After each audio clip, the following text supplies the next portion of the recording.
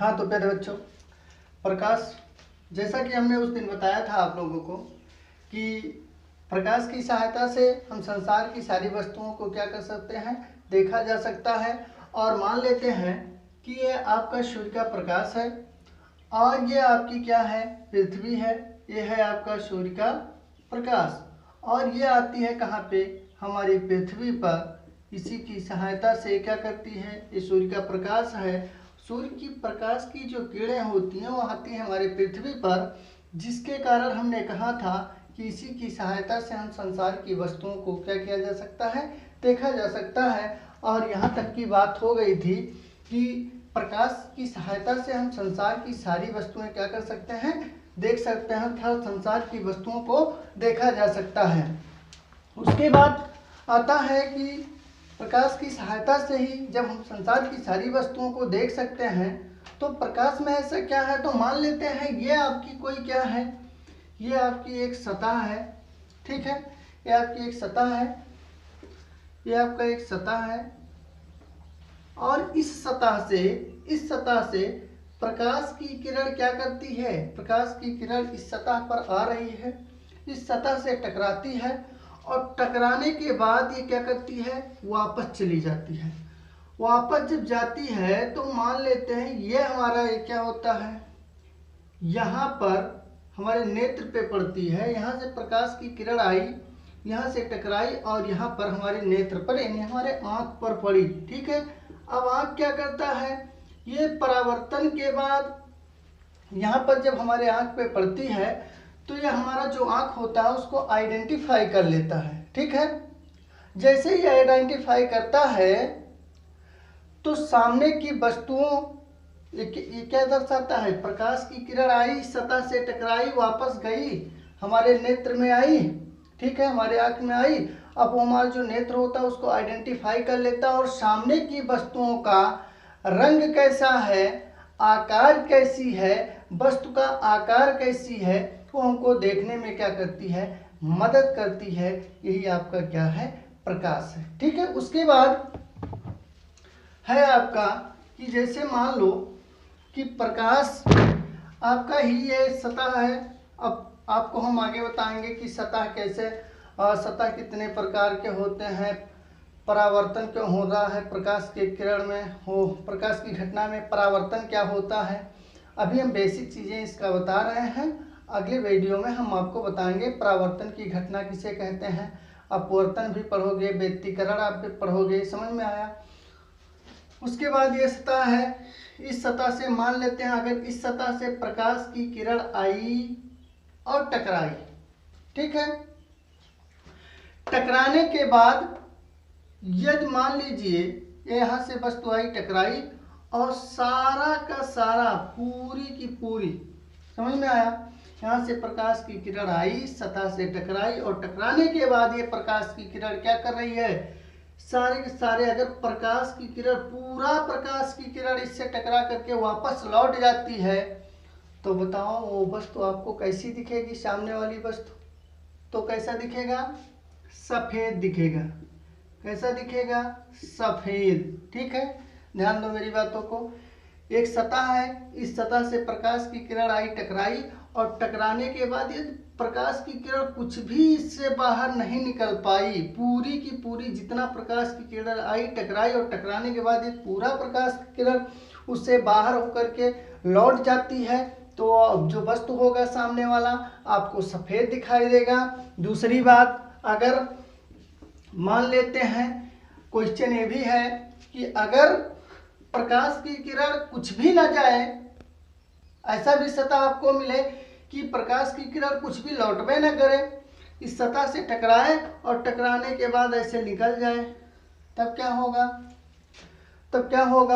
तब वस्तु का आकार कैसा दिखाई देगा, तब सामने का हमारा वो जो नेत्र होगा क्या आइडेंटिफाई करेगा, क्या दिखाएगा सामने की वस्तु का, तो दिखाई देगा प्यारे बच्चों काला।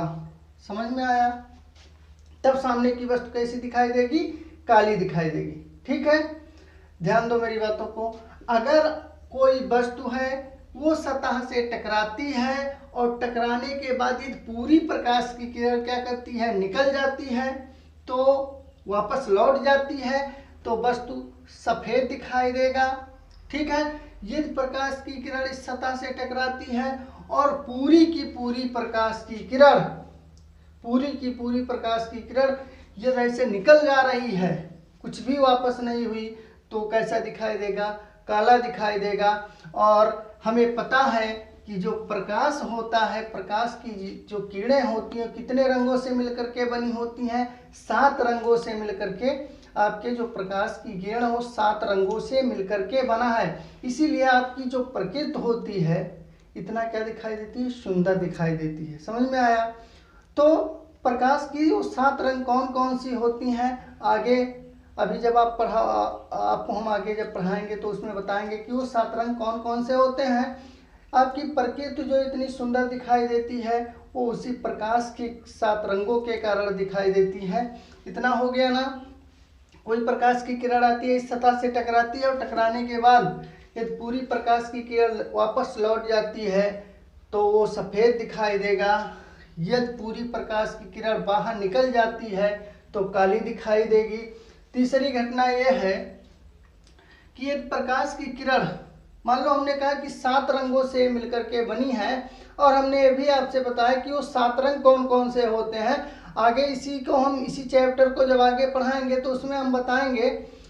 तो ऐसा नहीं है कि सर आज बताए नहीं आप, तो जब वो टॉपिक आएगा तो हम आपको बताएंगे। ठीक है, इतना बता दें कि 7 रंगों से मिलकर के बना है।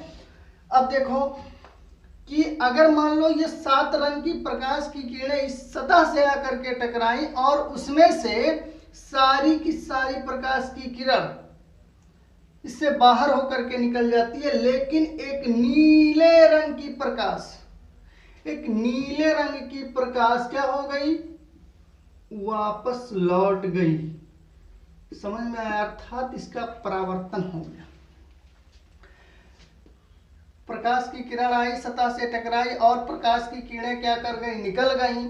लेकिन नीले रंग की जो प्रकाश की किरण थी वो वापस चली गई। तो दिखने वाला आपको सामने की वस्तु कैसा दिखाई देगा? उसका रंग क्या होगा? बताओ कैसा होगा? थोड़ा सा दिमाग चलाओ, आ जाएगा। समझ में आया? हमने कहा कि 7 रंगों से मिलकर के बनी है, बाकी और कलर बाहर निकल गए और एक कलर यानी नीले रंग का प्रकाश इससे वापस होकर के बाहर निकल गया, टकराई और इधर निकल गया। तो सामने क्या वस्तु आपको कैसा दिखाई देगा? तो नीला दिखाई देगा। कैसा दिखाई देगा? वह कलर कैसा दिखाई देगा? नीला दिखाई देगा। समझ में आया? इसके बाद आता है आपका कि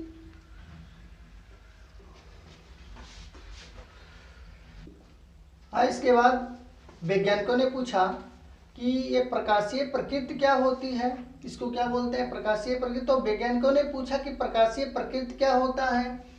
क्या होता है कि प्रकाशीय, उन्होंने पूछा, आपस में ये डिस्कस किए कि ये प्रकाशीय प्रकृति क्या होता है।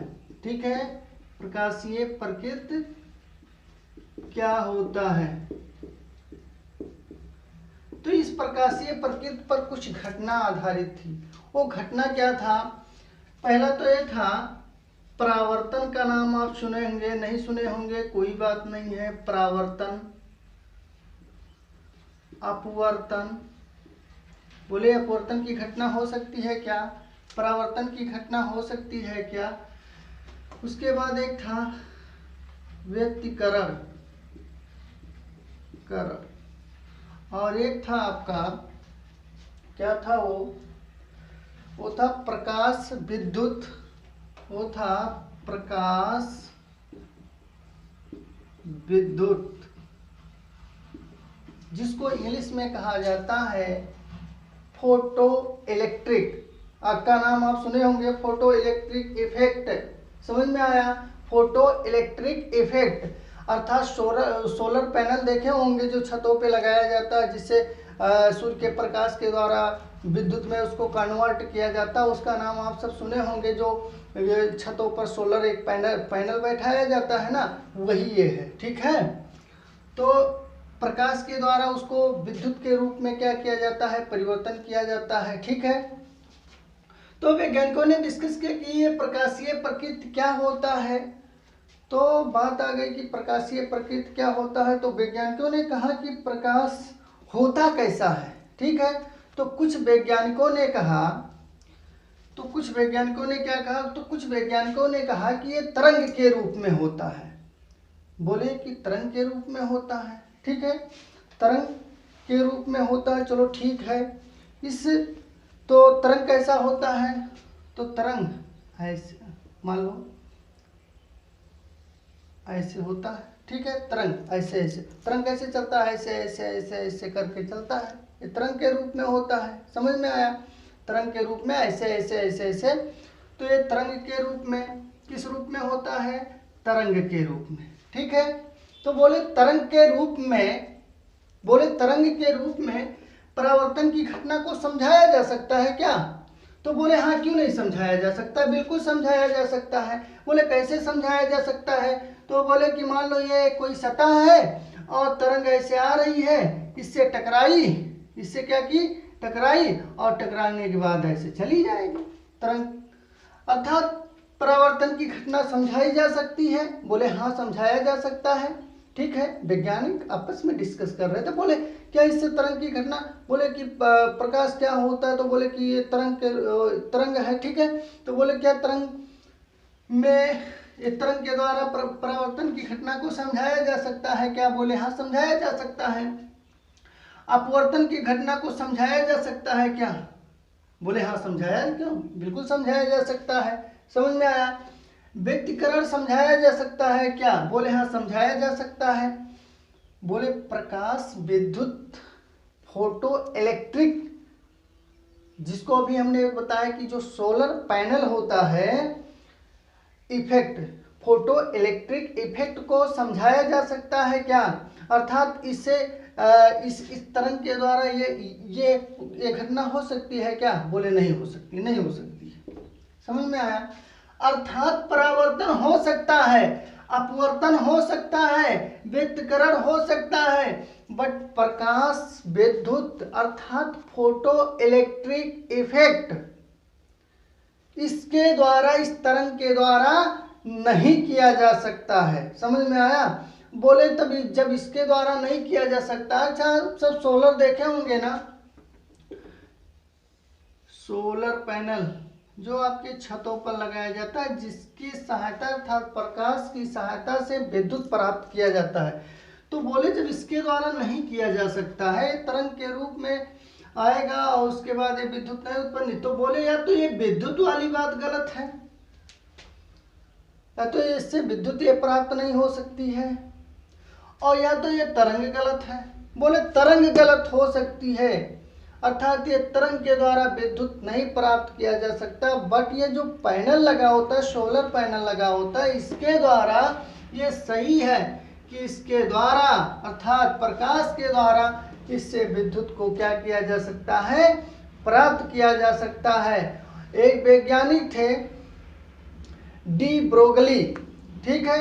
डी ब्रोगली ने ये बात समझाया था। डी ब्रोगली ने कहा था कि ये जो प्रकाश की जो घटना है, हम मान लिए कि इसको तरंग के रूप में समझाया जा सकता है, परावर्तन को, अपवर्तन को भी समझाया जा सकता है, व्यतिकरण को, लेकिन ये जो प्रकाश विद्युत है, ये तरंग के रूप में इस सोलर पैनल जो होता है आपका, इसके द्वारा इस घटना को नहीं समझाया जा सकता और इसके द्वारा विद्युत उत्पन्न नहीं किया जा सकता है। समझ में आया? जो इसको विद्युत के रूप में क्या कर देता है? कन्वर्ट कर देता है। तो बोले कैसे समझाया जा सकता है?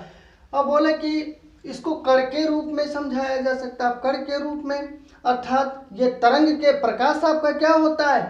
तरंग के रूप में भी गति करता है और कणों के रूप में भी क्या करता है? गति करता है। अर्थात आपके सोलर पैनल पर होता है प्रकाश, वो कण के रूप में क्या करता है? कण के रूप, अभी हमने कहा कि तरंग के रूप में ऐसे ऐसे ऐसे ऐसे प्रकाश क्या करती है? चलती है।